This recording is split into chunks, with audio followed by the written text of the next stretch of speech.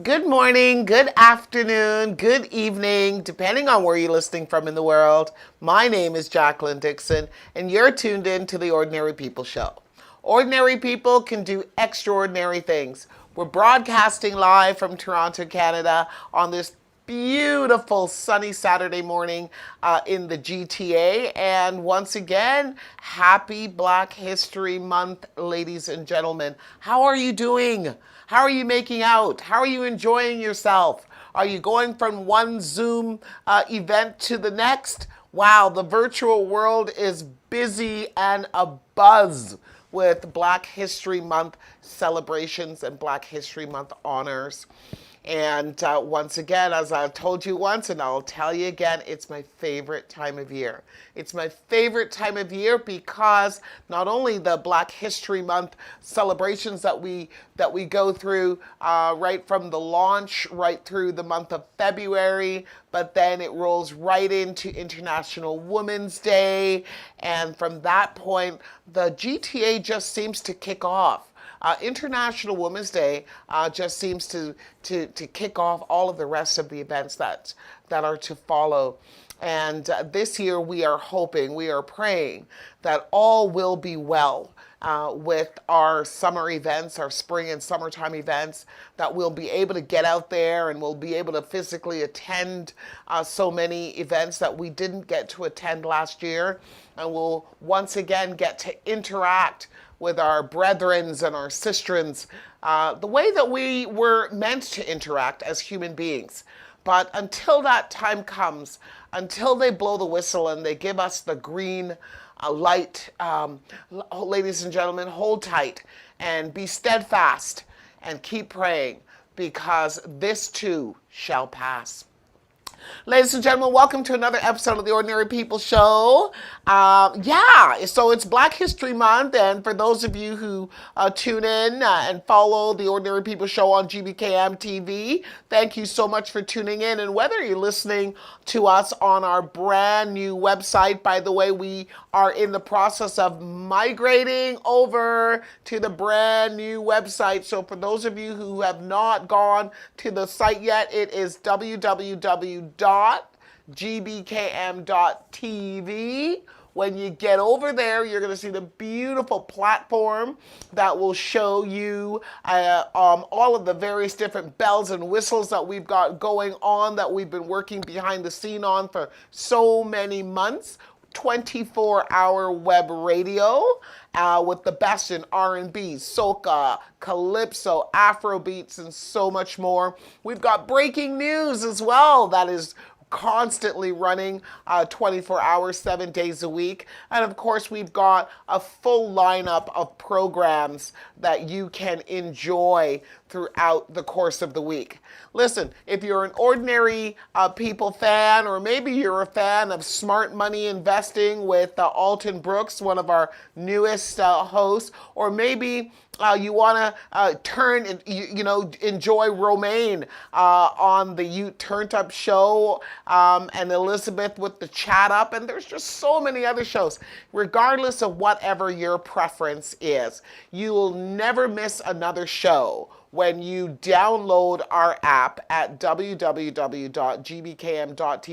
Take me wherever you go, and that way you'll be notified whenever we go live for any one of our live programs. Ladies and gentlemen, I don't want to spend too much time talking about anything other than today's show topic, because, man, whenever we're talking wealth building, real estate, generational wealth, I'm your girl. You know that I'm always going to push that envelope every chance I get. So I am so excited when we get back after my first commercial break to introduce my two guests. For those of you who follow me on social media, you know who they are, but I'm going to formally introduce them when we come back after the first break. But as I've been doing for the last, I think, 4 straight weeks now, I have been giving some honor to a member of the Black community as far as their contribution towards our history is concerned. And today's honor goes to the love of my heart that I share with one other woman, and It's Michelle Obama. So the love of my heart is Mr. Barack Hussein Obama. And unfortunately, for whatever technical reasons, we're not able to display his picture on screen today. So hopefully, maybe next week we'll be able to get it up for you. But I can't imagine signing off Black History Month programs without dedicating one of the episodes to my big boss, Barack Hussein Obama. Let me just give you a little bit of insight. His background: Barack was born in Honolulu, Hawaii.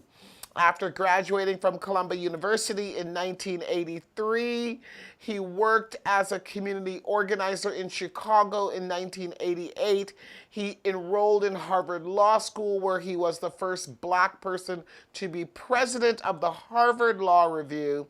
And after graduating, he became a civil rights attorney and an academic, learning constitutional law at the University of Chicago Law School from 1984 to 2004. He eventually turned to become an elected politician, representing the 13th district in Illinois in the Illinois Senate. And Barack Obama, as an American politician and attorney, served as the 44th President of the United States from 2009 to 2017. A member of the Democratic Party, Obama was and is currently the one and only first African American President of the United States of America. Yay! I'll make sure we get his picture up next week, Barack Obama. And I'm going to share a story about Mr. Obama with you next week that is actually very, very personal. And for those of you who know me well, you'll know the story. And for those of you who don't know me very well, it's going to blow your mind that Barack and I, we had a rendezvous before he became President of the United States. But in order to find out all about that, you're going to have to tune in next week, same time, same place on the Ordinary People Show to find out about my rendezvous with Barack Obama prior to becoming president. Ladies and gentlemen, first of all, thank you so much for tuning in to the Ordinary People Show today. We're going to take a quick commercial break and we're going to get right back with my two guests, which are waiting behind the scenes. We're going to talk about building wealth in real estate, Black wealth through real estate, right here on GBKM TV. Don't go anywhere. We'll be right back. You can officially download our free GBKM app from the App Store and the Google Play Store, okay? Now, what is the best thing about this app? Well, it is that you have all of the features from the website that is portable, in your hand, ready to use and ready to go. Now I'm just gonna guide you through what we have available on our app right now. So here, this is the page where you can watch our live TV, our GBKM TV. You can watch live, enjoy the shows live. Now, if you go to our tabs, you can check out any shows you missed in the past shows tab, and that takes you to the past shows that have happened in the last week. And if you just scroll down, you can see those past shows in order, chronological order with their dates next to them as well. So if you've missed a show, no worries, just go to the past show tab and you can catch up on your favorite GBKM entertainment. Going back to our menus tab again, you can check out our upcoming shows so you do not miss any past shows. You can check out our breaking news section, which is our newest section as well, to learn of any breaking news within the diaspora, across the globe, all of that good stuff, so you can stay engaged and up to date on what's going on with our breaking news tab on the GBKM app, and also available on the website.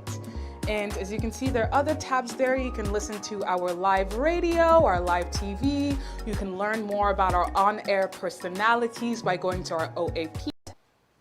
Hello and welcome back, ladies and gentlemen. Welcome back to the Ordinary People Show. I'm your host, Jacqueline Dixon, and today's topic of discussion is building Black wealth through real estate. How important of a topic is that? It's huge. It is absolutely huge. So in order to talk about huge topics, you got to bring in the big guns. And I personally think I've located two of the biggest guns in Toronto or the GTA, and I'm going to be presenting them to you today. Get yourself a pen and a paper. Write some stuff down because I know you're going to want to do some follow up with these two gentlemen, or maybe you're going to gain some information today that's going to totally change your life right around. And I hope it does for the better. So, without any further ado, I want to introduce my first guest today, and his name is Mr. David Betty. David, how are you? I'm doing very well, Jackie. I'm doing very, very well. I'm happy Awesome. to be here. Thank you, and welcome to the Ordinary People Show. David, I'm just going to quickly read your just a bit of your bio so that my listeners and viewers can get an appreciation for you and the wealth of knowledge that you bring to this conversation today. So, David Betty is the president and owner of Sunbell Realty Limited, real estate brokerage providing service and service with distinction to clients within the Golden Horseshoe. David provides real estate services throughout the region of Peel and the greater Golden Horseshoe. He strives for professionalism and integrity and works diligently to earn the trust of his clients by empowering them with relevant information to allow them to make informed choices with confidence. David is a trained economist and accountant with over 30 years in the financial industry, and he possesses an extensive knowledge of the mortgage and real estate industry. Wow, what an impressive bio, David. Impressive. Congratulations to you. Thank you. Thank you. I'm sure, hopefully, I can share some of what I've learned over those 30 years with with your viewers and listeners. Yes, and we're hoping for that too. So we got a lot of people depending on today's show, okay? They're depending on us to deliver to them, to bring our A game as far as our knowledge when it comes to real estate and mortgage brokering and how to gain wealth and how to transfer that wealth down to our generations to come. And you're going to be joined later in depth in the show by another professional who kind of goes hand in hand with real estate, right? And that would be a mortgage brokerage company. And this gentleman's name is Ken Tucker, and I want to briefly introduce Ken so that people can know that he is waiting in the wings to assist as well. Good morning, Ken. How are you today? Excellent. How about yourself? Awesome, good stuff. So this is Ken Tucker, and I'm going to quickly read Ken's bio, and then we're going to get back to him shortly. Ken Tucker has almost 20 years of experience as a mortgage broker. Ken Tucker works tirelessly to help families secure funding so that they can afford the house of their dreams. Ken seeks out ways to stay involved and give back to the community through his membership with various non-profit groups, dedicating his time and resources so others can experience the life-enhancing value of charity.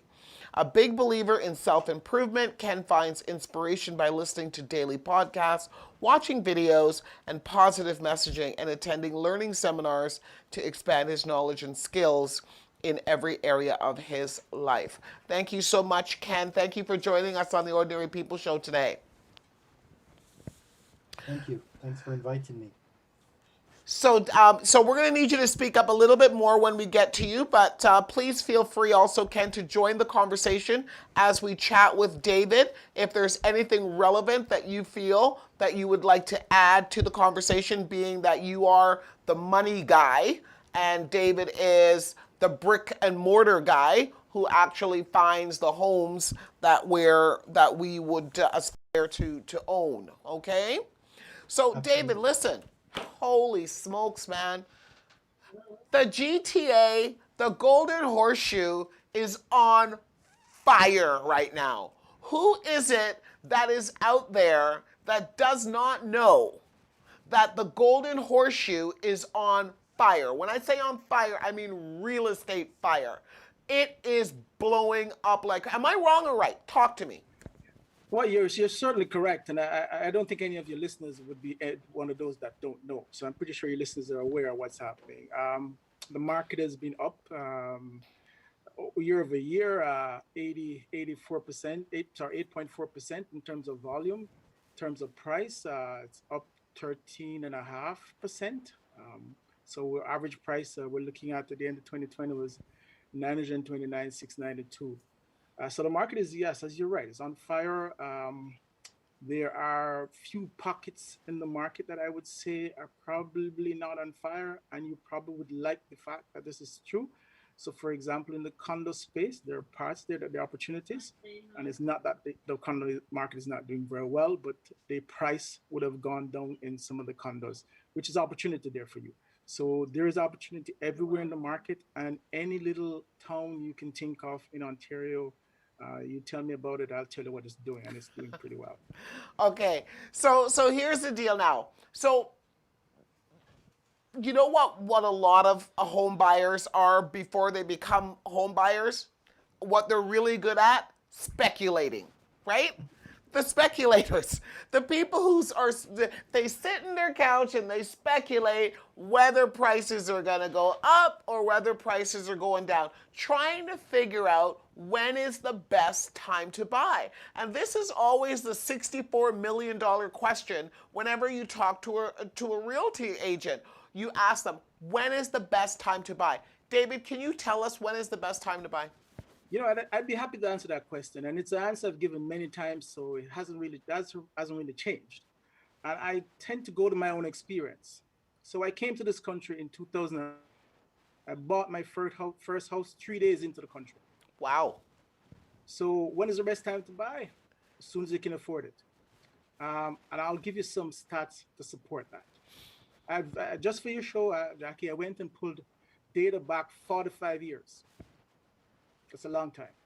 And of course, there's been a little bit of ups and downs in the market, but overall, over that 45 years, the market has grown on average 6.7% for 45 years. Over the last 10 years, it has grown at 8.22%. There's few other assets that has done that type of a performance year over year. Amazing. Absolutely amazing. And congratulations to you buying a home only 3 days after arriving. You obviously knew where to put your money. But David, today's show, yes, we are talking about the real estate market. We are acknowledging the fact that the real estate market in the Golden Horseshoe is on fire right now. Homes are being sold as soon as they go on the market. They're being sold, the same day. They're getting multiple offers, and I'm hearing offers. Some homes are getting 22 and multiple offers of over 20 for one property, and it's just absolutely amazing. We don't know what is it that is stimulating this increase, but let's go with it. Let's run with it, because they would call it a seller's market. Am I correct? David? Is it considered a seller's market? Yes, it is called a seller's market. And just to say you've heard, I've been involved in a few bidding wars that have had more than 20 offers. Wow, amazing. Okay. Now, just for the purpose of our ordinary people viewers, though, in zooming into what we hope to be able to accomplish today, which is to bring some hope to our community, right? And in knowing that they don't have to sit by the sidelines and watch all of this fun and wealth building take place. They can jump in. Right? They can become an active player and get involved. And the reason why I'm saying that is because I also pulled some stats. I like to do my research, and I like to provide the information to my viewers and listeners so that they can make an educated decision. Now, listen to this. You might find it interesting, or you probably already know. Owning a home to build equity is still one of the best ways to create financial well-being for families. However, families progress through home ownership a family's progressive home ownership isn't a reality for every Canadian family. That's especially true for many Black and Indigenous and other racialized families who haven't had the same opportunities to enter the housing market and have very little chance of becoming homeowners as costs continue to rise. So you've seen this, I'm sure, David, and I'm sure Ken as well, that with the disparities being what they are and the rising costs, racialized people, specifically Black people, for the purpose of this conversation, are finding it harder and harder to get into the market.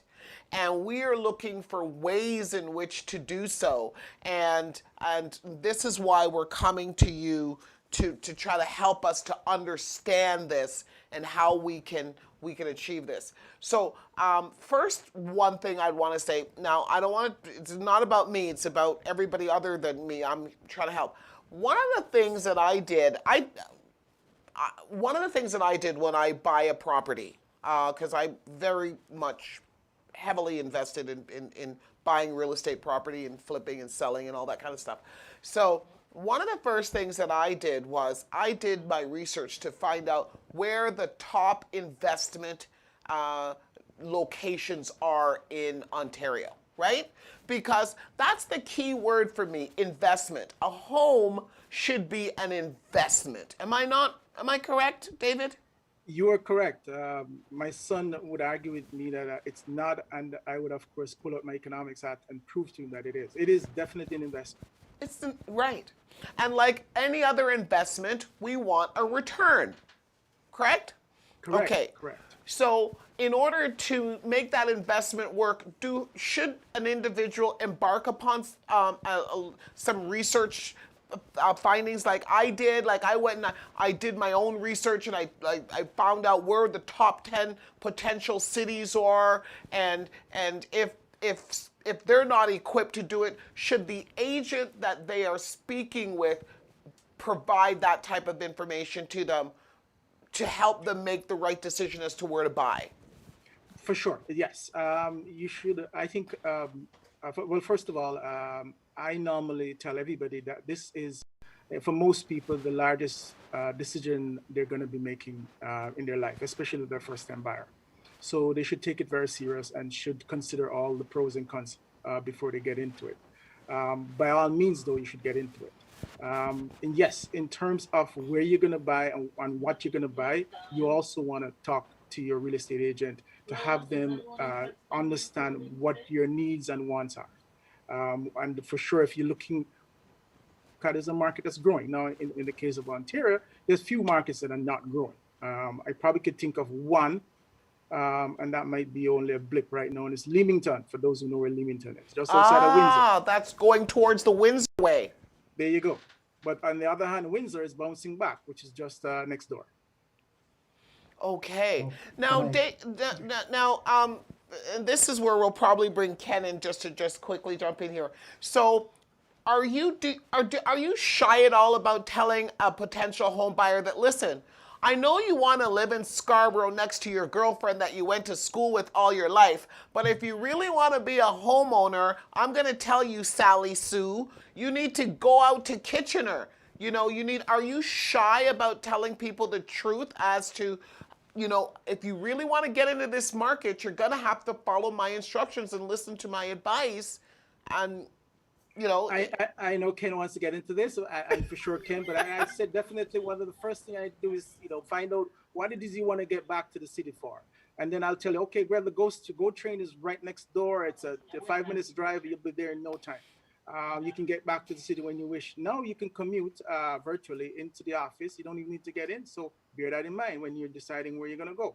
So don't stick to, the tried and true, because you're going to find that there is way more value in some other little place that you've never heard of, if you've heard of, never been. And it's maybe not as far as you think. There'll be a lot of places that I tell you it's 30, 45 minutes drive in traffic to get back to the city. Right, and Ken, would you agree that, listen, if you're going to be, you might qualify for maybe 600,000 or whatever number amount of money that you might qualify for. Is it a smart thing to say to yourself, listen, Ken got me $600,000 mortgage, but that 600,000 cannot buy me anything in the desired neighborhood that I'm looking for. But that 600,000 could buy me something outside of the city. Should I then decide, no, I'm not buying a house because I can't afford it? Or should I go where the money leads me to go? Ken, talk to me, please. You know, it's funny. I'm going to say, and it makes me very unpopular, but I don't agree. And Ooh, I, if I'm being completely honest, I think I assess every client based on their own merit and their own situation. I've grown over the years to learn that your lifestyle is the most important thing, right? Like your comfort, your lifestyle, your peace of mind. And what I find that I've been doing this for 20 years, and I find that a lot of clients that move out of the city to buy a home, a lot of times they do move back in because the commute is too crazy, right? They feel like as though they're spending most of their time in the car, or they didn't factor in the cost of gas. Like I can tell you, I lived in Orangeville, and I hated it. Like I had a Lincoln Navigator at the time. I used to spend $1,000 a month on gas alone. When there are different costs that people don't factor, and I know that some cities do have to go train.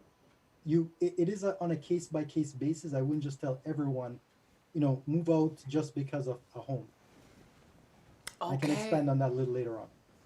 That's really interesting, very very interesting. And I'm kind of still sticking with David, but you brought some valid points there. Um, I'm more so thinking about getting our community into the market, period. Ken, I think the first thing to do is to just get a home, just get one, and then we'll figure it out later. Do you know what I mean? Well, whether you got to rent that home, maybe that's outside of the city, and then you live in the city, or find Exactly. some And sort of. that's my recommendation usually.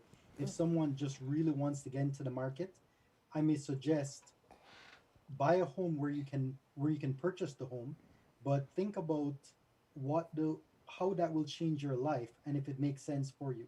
I know right now with COVID, a lot of people are thinking, well, I can live anywhere because I don't have to commute.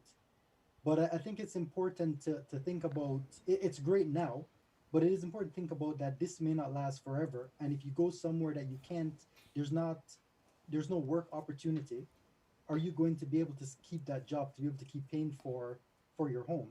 And I think a lot of people think that this will be forever. My personal belief is that it's not going to be forever, and things will kind of go back to the way it was eventually. Kind of But in the balance its meantime, way out. Okay. Listen, guys, for generations, Canadian financial security and a sense of having made it has gone hand in hand with home ownership.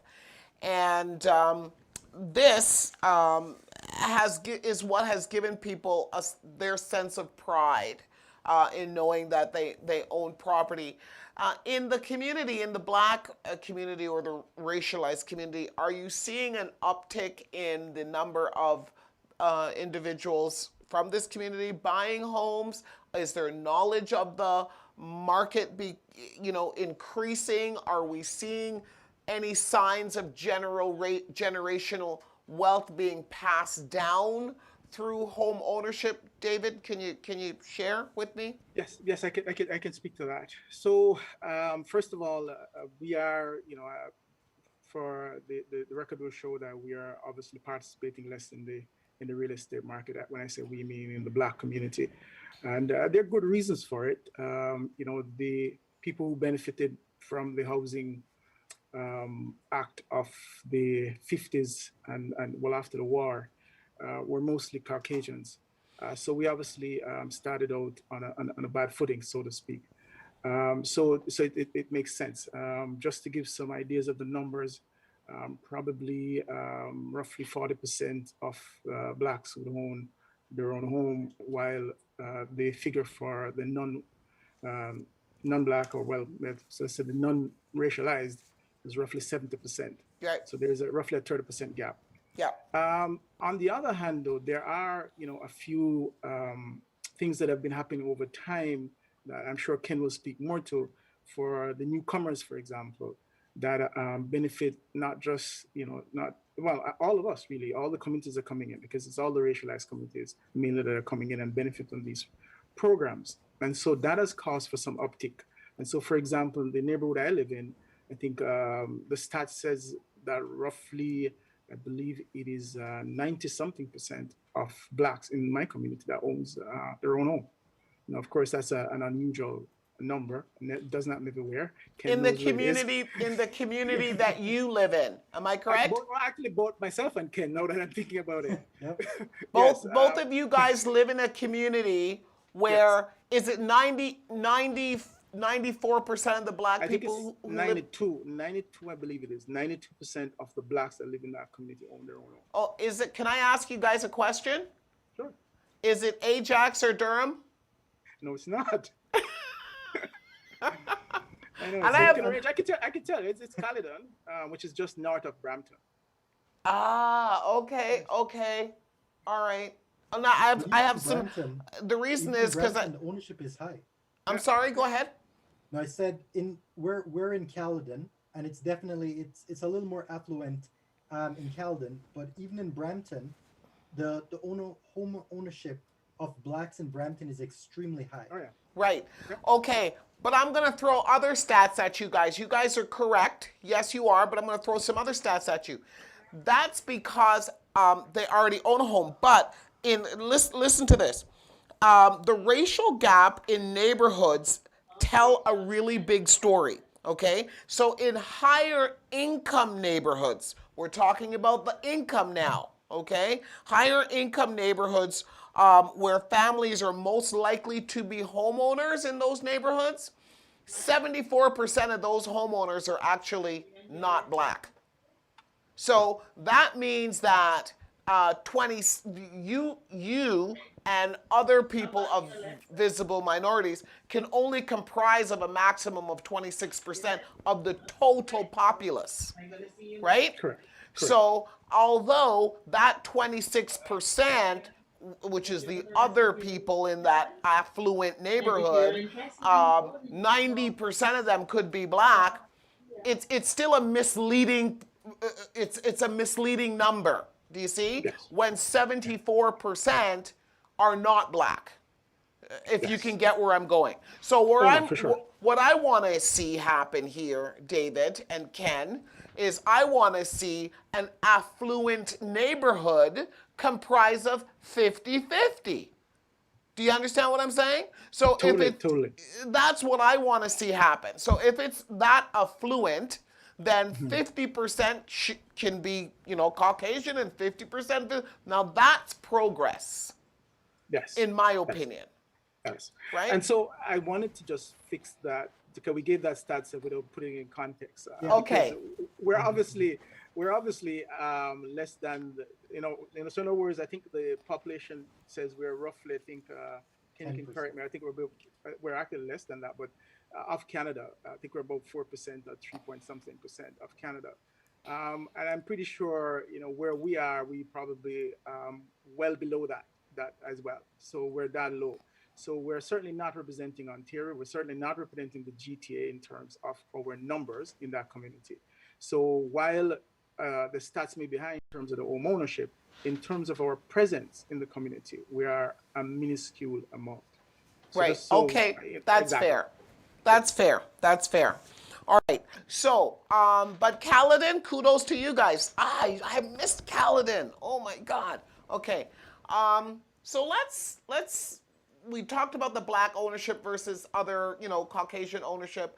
Now let's talk about qualifications. Okay, to become a homeowner is it's more than just a wish and a dream. You got to qualify to become a homeowner. And David, you touched on something just a little while ago that I didn't want to open up that whole can of worms, which was the Housing Act of the 1950s. Yes, that excluded the racialized soldiers when they came back from World War II.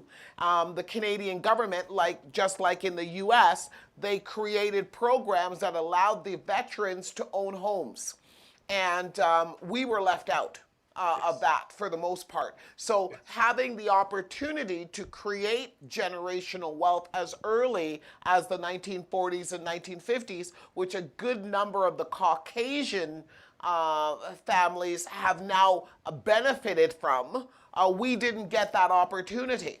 So we returned from war to go rent homes, where they returned from war to go buy homes at with the aid of the Canadian government. But let's talk about qualifying now. So is it just as is it as simple as picking up the phone and saying, hey, I want to buy a house, I like, I got some dollars, and how quickly can I get in? I mean, what are the means in order to qualify? What does the government look for, or what are the standards of qualification needed to buy a home in 2021? Maybe Ken, you want Do you you want want me to to take take that that away? question, or you want David to take it? I'm pretty sure it's yours, kid, so that's why I stay quiet. Okay, no problem. So, first of all, I think I'll say, like a lot of things you said earlier, you can look on statistics and you can skew it in a lot of different ways, right? David will tell you that. So, but I think the biggest thing to look on is psychology and mindset, which is the challenge we've had. There were problems in the past, right? Like, I mean, no, there's no secret that things have not been fair for blacks. But right now, and for generations since, it has been significantly better. When you think about the statistics, most immigrants that come here within 3 to 5 years purchase a home, regardless of where they're coming from, which means that the opportunity is there for everyone. The challenge is that most people don't have the correct mindset. So one of the big things that I'm big on is, which is one of the reasons why, like, I object. I know it's not popular to just buying something just for the sake of buying something, but set a plan and work that plan and build with that plan, because real estate is a long-term game. It's not something short, quick, get rich quick. And I think that's one of the challenges. Like I heard earlier, everyone, both of you were talking about real estate as an asset. I'm huge on real estate being an asset and used to create wealth, but not so much from the standpoint of your primary resident, right? I think that it's a tool, it's a stepping stone, but you shouldn't look on it as an asset. And I think that that has caused a lot of different problems, traditionally, because the mindset is incorrect. And I guess when we get to my section later on, I can talk about that a little more. Okay. All right. Okay. Thank you. So, So do you want me to put some color on that, just yeah. Can to you kind of can you can you as Ken knows, I'm the numbers guy, so I tend to work with the numbers because as they say, they don't lie. And so just to challenge our community, so Chinese, I think Chinese in terms of visible minorities, and Ken, I don't know if you know the stats. yeah. I think they are the highest homeowners Yep. among even more than Caucasians. Yep. They're the highest homeowners. Yeah. What you may or your listeners may not know is that Chinese income is a little bit less than blacks. Now, David, now you're blowing my mind. I know, right? Okay? I know. Now It you're goes back to blowing my Ken's mind. mindset kind of a thing. So that's why I'm going back to that mindset, because here we are, two communities are demonstrating that it's not about the money, it's the mindset. Okay, I'm but huge on creating wealth, and I can we can show you the way to get there properly, but at the end of the day, it takes a mindset change to achieve that goal. It's not just a matter of saying, okay, well, we're entitled, make it happen. It's a process, and it's a process worth participating and achieving. Okay, so Ken and I spoke before the show about a mindset issue that I personally think that we had in our community many, many years ago. As a child, I remember when members of the Caribbean community would arrive in Canada, they never came with the mindset that we're going to plant seeds here. That's my opinion, okay? They didn't come. That was you and I discussing that. Yes. Was it you and I? Okay. Yes. So Yes. they didn't come with the mindset that I'm going to plant some seeds and watch these seeds grow. Their attitude was, I'm coming here, make a little money, and go back home. Right?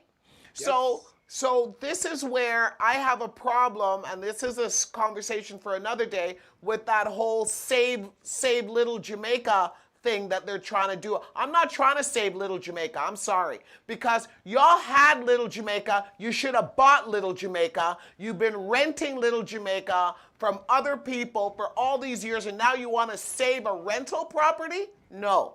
Okay? When Caribbeans came here, they came with the attitude that they're leaving, and it's only within the last maybe 20 years, 15 years that I hear people starting to say, well, there's nowhere to go kind of back to. So what, David, talk to me about that. Is that correct? So I again, back to the numbers here, right? Because I like to ground these things. So back in 1975, the average price of a home was $57,000. In Brampton, you could probably pick up a home a little over in the teens. There you go, right? And these, I remember my doctor, he's now retired, told me that he could have bought the entire Brampton Mall land for cheap. His dad could have afforded it when he came. So the point is, there were opportunities for us to get in the game. But as you say, and my aunts, I've got 3 aunts here still. One is back in Jamaica. So I've got 4 that came way long before me. Only 1 bought. All the rest of them is sending the money back to Jamaica to build. And so what happens is that they then work the money, send it back to Jamaica, and of course the building never gets built, or it's half finished. Yeah. Because the family thinks they're doing well and siphon the money to do other things, and that's the story as we all know it. But the point is, they could have bought a home here. Now, when I came to Canada, one of the things I did, I could sell a home as quick as I could sell a car in Jamaica. Now that tells me this market works. It clears, it works very well. So why would I not buy a home here? And if I really want to go back to Jamaica when I'm ready, I could sell the home. I could take my lot and go to Jamaica and retire on my, my wealth. Especially given the currency and the fact that I can get things cheaper in Jamaica if I knew my way around. Why wouldn't you do that? So yes, for sure, we missed the opportunity. But again, I don't want people to think that so it's gone. Let's put our hands in the ears and forget it. As I pointed out, year over year, the market has been growing. So when is the right time to get in? No, it's always no. Right. Yes. And in all due respect, I'm not trying to put down, my people, right? In all due respect, when they came to North America, they came from a country and a region that they had the opportunity to go back to. Now, these new immigrants coming in today, they don't have anything to go back to. So, for the most part, right? So they come with the intention that we are going to make a brand new life in this country, and therefore we have to plant roots there, right? So it's not like the option that our, we came with, or our parents came with, that, I have a home to go back to. But war-torn Syria, there's no home to go back to in a lot of these cases. China, a lot of times they don't. So they're forced into home ownership, and it works for them. But the attitude now seems to be changing, and I'm really happy about that. And I'm happy to see so many people of color trying to get into the housing market. But we still need to know, Ken, how do we qualify? How do we buy a home? How much money do we need? Who's going to give us the best deal? Oh, you gave David all the easy questions and you pass on the hard ones to me. Okay, well, at the end of the day, as I said to you, it's a process, right? Um, going back to what David said, I remember being at Pat Francis Church, KCC in Mississauga. This was like 2 decades ago, and she talked about laying down roots here, and that changed my mindset of saying, okay, you know what, I'm in Canada for the long term, not just temporary, and change my mindset and start working towards that. Like, one of the challenges is that when people see things going on right now, a lot of people are thinking, well, I want it right now. That's not always the case, right?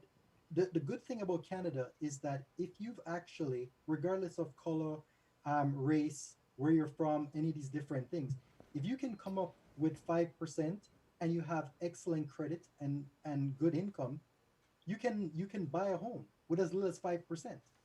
And a lot of people don't realize that. A lot of people think you need 20% down to buy a home, which is far from true. And matter of fact, a lot of lenders are coming up with programs to help people because they realize that one family may not be able to buy a home. So now there are programs that may have two families coming together to buy a home together, right? That's something that never existed before. Like the That's a credit union came up wonderful with that last idea. year. Pardon me? That's a wonderful idea. Yeah, like there's always, like, one of the big things is that there's no lack of resource. There's usually a lack of resourcefulness, which is why it's great when you have professionals that have the experience and know how to help to guide you and to even get you to analyze your situation. Because as I said, a lot of times people have the resources, they just don't realize it. We see a lot of people that come in thinking, well, I wanna buy a home, but I don't have what it means. And you look at their situation like, well, yeah, you can buy a home, right? And that happens very frequently. One of the biggest challenges is that people just don't, they're always waiting for the perfect time, and it's not, there's never such a thing as the perfect time. And the last thing I'll say is that usually I prefer, if when we're talking about people purchasing homes, I prefer speaking to someone a year before they're ready to buy, because I can tell you all the different things to do to optimize that purchase. Because a few little tweaks will make a world of a difference. But at the end of the day, if you don't know and you say, okay, now I'm ready, you can't do anything to change. It's like, we're, being in Canada, our tax system is made for the wealthy people, but you can't, do like live your life come the following year and then want to change what you did the previous year. You can only change it going forward. So there are definitely strategies. Call early. Let's figure out a strategy, get you to work that plan, get you into a home that you can afford, that you can manage, that you'll be able to grow for future wealth. Because one of the big challenges I see is a lot of people do anything to get into a home and they can't afford it, and then their house poor. And even the last thing I'll say, not to hog the mic, but this is one of the reasons why I have a challenge with people going like a far distance just to buy real estate.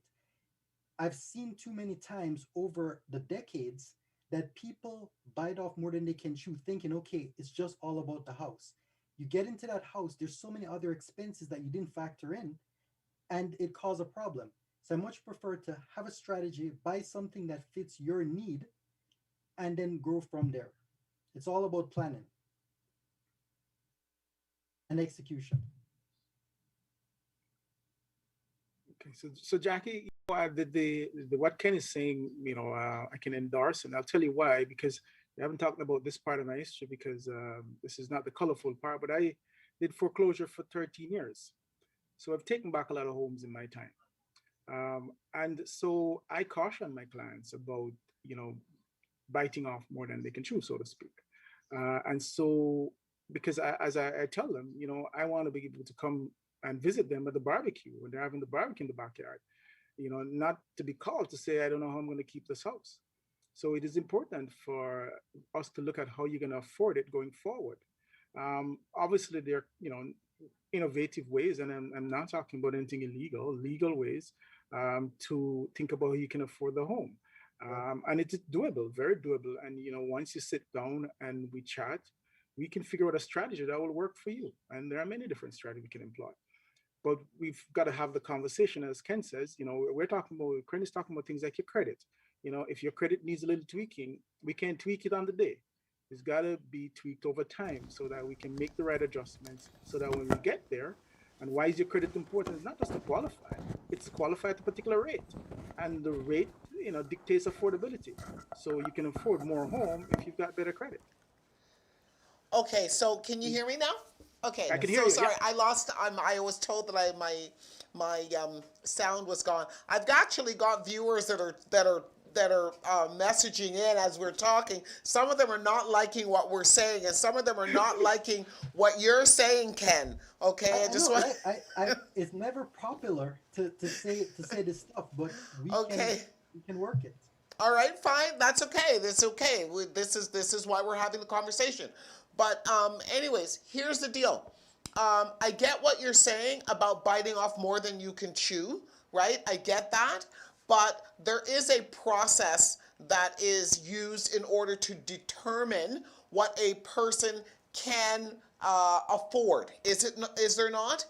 And then there is something called that's where the qualifications come into play. This is why I was pressing you to find out what is it that's needed in order to qualify.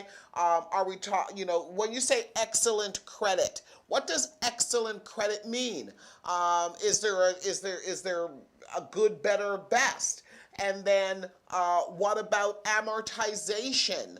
And then, of course, as David was saying, the other expenses that are incurred when you purchase a home. Like, did you never think about the fact that you're going to have to do maintenance probably on the roof or the furnace? And then there's the utilities. What about renovating the home? All of those additional expenses can mount up to the point where you become, as you mentioned, house poor, and then you run into the possibility of having a foreclosure, as David was mentioning. Am I correct? Am I on the right track here, guys? You Yeah, are. and to answer the question about qualifying, David said something about credit. Yes. A lot of people underestimate how little the bar is to actually get in. Oh, it's A lot low. a Okay. lot of people think you need to have a 800, 900 credit score to be able to buy a home, and that's far from true, right? Like, one of the things I was very surprised at myself, because, and I didn't give much story about how I got into what I do, but a lot of times with mortgage brokers, we'll take people that have, you know let's say, according to Equifax, they have average poor credit, and they're getting better rates using a broker than walking into their bank, right? Better rates, better terms than walking to their bank. And I didn't realize that exists, but it's all about knowing the market, understanding what opportunities are. To talk about credit, if you have, let's say you have a 620 credit score, right? Which is not great these days, but you have a 620 credit score, the lender may say, and this, I'm going to put it out here just because you're asked the question, but GDS is your total living expense. TDS is your total amount of cost for living, including credit cards and other expenses. But they may say, because your credit score is 620, you now have to have a 32 GDS and a 40 TDS, where someone that has an 800 credit now can have 44 or 3940. You can see those numbers are significantly higher for someone with a better credit, which equates to buying more home, right? Being able to spend more, in a lot of cases get a better interest rate. Like, a lot of these things make a difference. That's why, like we say, credit is huge, and a lot of people don't spend enough time to protect and build their credit, and that's one of the biggest obstacles we have in our community. Okay. Will credit get you further than a big down payment? Yes, Which one is the answer? What was the answer? absolutely, absolutely, yes. Yes. People So a don't better realize this, credit but rating can go further than a bigger down payment. you can still have. It's not very popular, and it hardly ever happens, but you can still do board down payment. All right, like, you pay more to get it, but at least you can get in the home with less money. But you do have to have great credit, right? You have to be able to prove that you've managed money in the past, you've paid it back, and now the bank can trust you to lend you money towards building your credit. Ah, very good. So they're definitely, that's why I said there's definitely a lot of different opportunities. Just people don't realize that those opportunities are there. And that's why I said if we get enough time, we can tweak your situation slightly and get people into home a lot faster. Okay. All right. Now we got about 10 minutes left in the show, and I'm trying. I want to get some because just getting steamy for me because I love talking real estate and I love talking wealth building. Um, so I want to get back to Ken. As far as broker being a broker is concerned, maybe we want to just kind of explain that a little bit more for people. Let me tell you something. When I first came into the real estate game, I did what any uneducated home buyer does. I went to a bank, okay? And I went to the bank and I said, I want to buy a property. And of course, they're very happy to take care of you as long as you can meet their criteria. And I never thought for a minute that I could do some shopping around. I could call a broker. I thought a broker was for a person that I would have to pay, like that and I didn't have money to pay a broker. So I didn't know. And so, of course, the first few mortgages that I had, I paid a lot more money than I needed to, and I didn't get the best possible rate. And it wasn't until I was introduced to a mortgage broker that my whole experience of buying homes turned right around.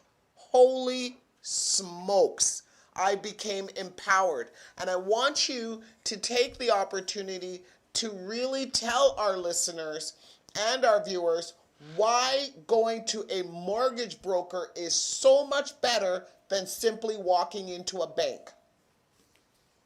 Thank you for that opportunity because I think this is, as I said, it's education.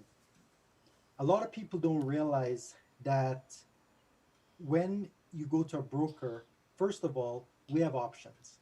I have the banks, right? And I'm not going to basically say the banks are bad, right? Everything serves a purpose, and there's a lot of different options for a lot of different reasons, right? Banks are excellent. We have great relationships. We use the TD, Scotia, Manulife, you name it. Like we have access to the banks. But we also have trust companies. We have credit unions. We have private mortgages. We have what's called monoline lenders, people that institutions that do only mortgages, nothing else. And as you can tell, not doing anything else apart from mortgages, no branches, no RSPs, nothing else that you're doing, actually allow you to give a better rate in a lot of cases, right? Because you're dedicated to just the mortgages, so more focus, better rate, better cost. The other thing is that I work for you, the client. I look at your situation, I try to figure out what's best for you because I don't have the bank's interest at heart. I have your interest at heart as my clients. And when you look at my disclosure statement, it always says, well, with the exception, I'll put the asterisk, with the exception of when I do a private mortgage, I work for the client, not the lender, right? So me having your best interest at heart, I'm going to bring you to the lender that has the best option for you. And best option doesn't always mean rates. Sometimes, and people, this will blow people's mind, but I can take you to a lender that have a higher rate and it's cheaper for you. Because people get focused on price, not cost. And cost is extremely important, right? But if you don't know, you just walk into the bank to usually, not knocking the banks, but 18, 20-year-old kid, never had a mortgage, have no clue, even, more than just what they got in a small course. And they're the person you're dependent on to give you a mortgage. It makes no sense, right? You don't get a chance to speak to the underwriter directly to tell your story, to let the underwriter know, the person making the decision, why they should actually take a chance to give you, or why you're a great fit, to give you a mortgage. You need to have someone to advocate for you in those cases, especially the ones that are a little more difficult, or to be able to guide you to the place that actually gives you the best deal for your situation. And that's what a mortgage broker does versus a bank. Wow, very well said. Thank you so much. Now, of course, every wrap up the show, David, I'm back to you. Hey, Okay? Listen, we want to know where the deals are, David. Where's the deals? We want to buy some property. What are you suggesting? oh, wow.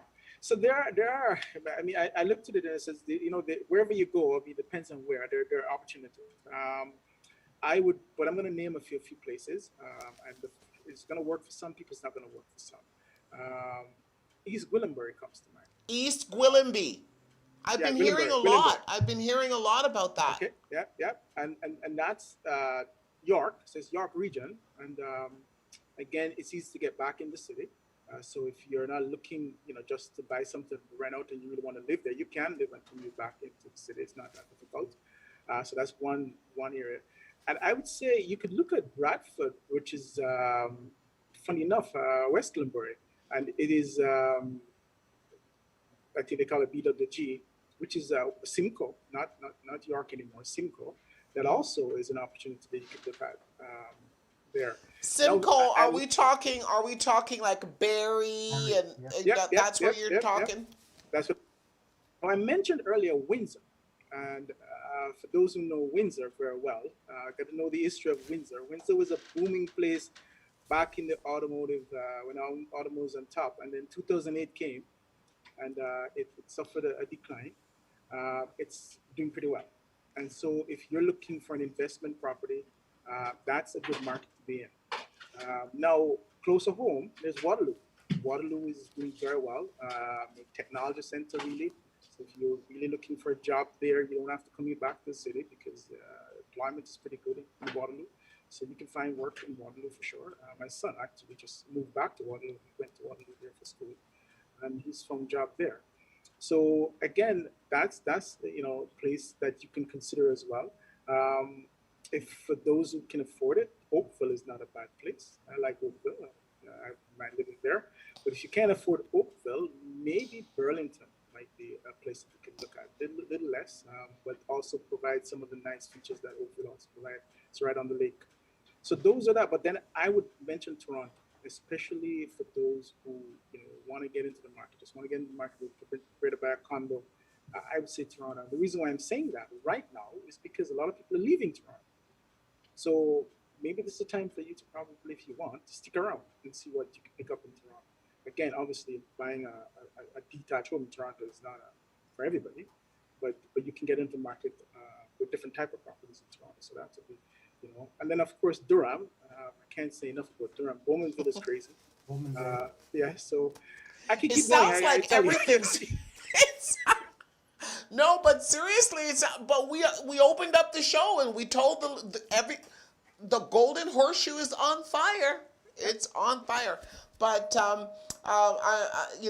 it's come time now for me to wrap up the show, and I just want to say that I have enjoyed this conversation immensely. I didn't even take a commercial break. That's how intense I was listening to you guys. And I believe that we helped a lot of people out today. I think we provided some awesome information, and what is clearly evident to anybody who's watching this show, whether it's on the rerun or it is live, that you two gentlemen are in this for the long run, that you want to help people. I heard Ken say that he likes talking with his clients a year in advance. And that's not a person who is self-seeking. That's a person who truly wants you to be successful. And it was great hearing you say that. Okay, so that's awesome. And as far as you, Dave, you know what? Y'all should get me to work. You know what? I'm telling you, I'm supposed to be in this business, okay? Because I'm right on point with you guys. And guess where I'm headed out to, David? Where you going? Windsor and Simcoe. I was on it. I'm out. Those are my next Yeah. two projects, Windsor and Simcoe. So, anyways, listen, I hope to have you guys back on the show again in the future. I'm wishing you the absolute best of success to you. Thank you so much for taking the time out of your busy day to help us out. And I just want to encourage any of my listeners and viewers that if you are interested in potentially getting involved in real estate right now, or you need to find out if you can qualify for a property, to reach out to these two gentlemen. And I'm going to let you give us your contact information, Ken, and then David, give us yours. Ken, go ahead. My phone number 416-855-4656. That number once again is 416-855-4656. And my email address, which I do not prefer, is mail@kentucker.ca. If you want a response in a week or so, send me an email. If you want a response within an hour, call me. Awesome. Thank you so much. And David, how can we get a hold of you, please? Oh yes, so I'm the broker owner of Sunbell Realty. So you can get me at Sunbell. That number is 905-455-7401, or you can get me on my cell phone, 416-970-5156. That's 416-970-5156. You can email me. It's dbetty, so my name, realtor @gmail.com. It's the easiest one to get me.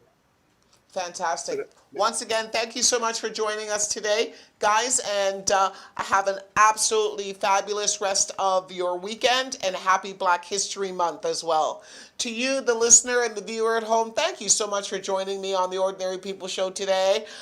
Your presence is always welcome here, and I hope to see you next week at the same time, same place, as we wrap up Black History Month with another honoree in the category for a contributor to the Black History experience here in North America. Once again, my name is Jacqueline Dixon, and I'll be right here, same time, same place next week. Cheers. You can officially download our free GBKM app from the App Store and the Google Play Store, okay? Now, what is the best thing about this app? Well, it is that you have all of the features from the website that is portable, in your hand, ready to use and ready to go. Now, I'm just gonna guide you through what we have available on our app right now. So here, this is the page where you can watch our live TV, our GBKM TV. You can watch live, enjoy the shows live.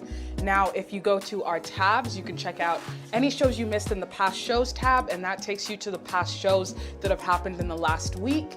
And if you just scroll down, you can see those past shows in order, chronological order, with their dates next to them as well. So if you've missed a show, no worries, just go to the past show tab and you can catch up on your favorite GBKM entertainment. Going back to our menus tab again, you can check out our upcoming shows so you do not miss any past shows. You can check out our breaking news section, which is our newest section as well, to learn of any breaking news within the diaspora, across the globe, all of that good stuff, so you can stay engaged and up to date on what's going on with our breaking news tab on the GBKM app, and also available on the website. And as you can see, there are other tabs there. You can listen to our live radio, our live TV. You can learn more about our on-air personalities by going